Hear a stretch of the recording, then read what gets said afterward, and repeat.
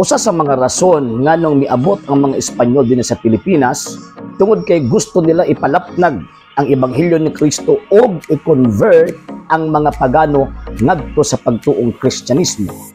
Kini ilalom sa balaod sa Elias Diaz Indias nga kung diin ang kabubuton o ang intensyon ni Reyna Isabela nga ang pagtuo ipalapnag sa tibuok kalibutan pinaagi ni ining maong gitawag og Espanya. So sa matag mga ekspedisyon nga himuon sa mga Espanyol, pinakaunang purpose, pinakaunang katuyuan nila mao ang pag-convert sa mga tao ngadto sa Kristyanismo. Maong nga tudloan nila ang mga tao sa katisismo, doktrina sa Iglesia Katolika Apostolika Romana, apan kini ipasubay gihapon sa makatawhanon nga gitawag og paagi. Usa ka na kada kung baka na kanang ilang giingon nga papilion lang ang mga Pilipino kaniadto sa espada ba o sa gitawag og katisismo. Wala ka na nalatid sa kasaysayan, kung dili nalatid ka na sa mga bakba sa mga tismosong mga pastoy nga naghatag og pahimungkat nga himuon nilang dautan ang mga Espanyol kaniadto.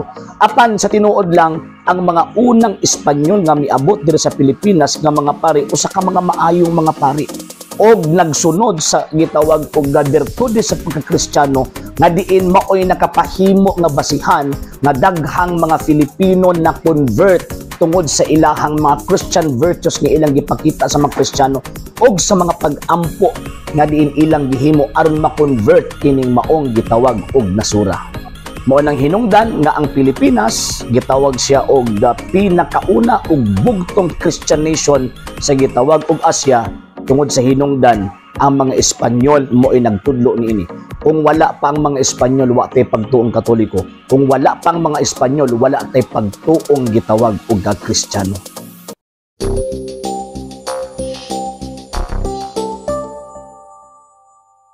Sa hindi pa po nakapag-follow sa mga pages po natin, i-follow nyo po yung mga pages po natin. RJ Horolanciano II, TV Apolia Punto Argumento page, Kuya Apologies TV page, and RJ's Vlog 2022.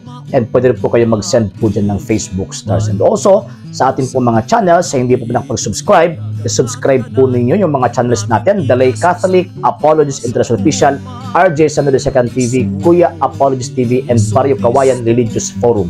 And pwede rin po kayo mag-send po dyan ng super sticker, super chats, and super thanks. And maraming salamat po sa mga kapatid at mga Katoliko na ulis pong tumutulong sa programa po natin. Maraming salamat po. Nang dahil po sa tulong at suporta po ninyo, ang programa po ito, until now, andito pa rin po sa social media. And until din po, nangangailangan pa rin po tayo sa tulong at suporta po ninyo dahil wala po kami magagawa rito mga sir, mga ma'am, kung wala po yung tulong at suporta po ninyo. Sa gusto pong tumulong, sa gusto pong sumuporta, pwede po ninyong ipadala ang tulong at suporta po ninyo sa pamamagitan po ng ating mga account numbers dyan po sa ating pong screen. And pwede niyo po kaming i-message sa ating pong page kung via remittance po yung papadala po ninyo. Maraming salamat po in advance.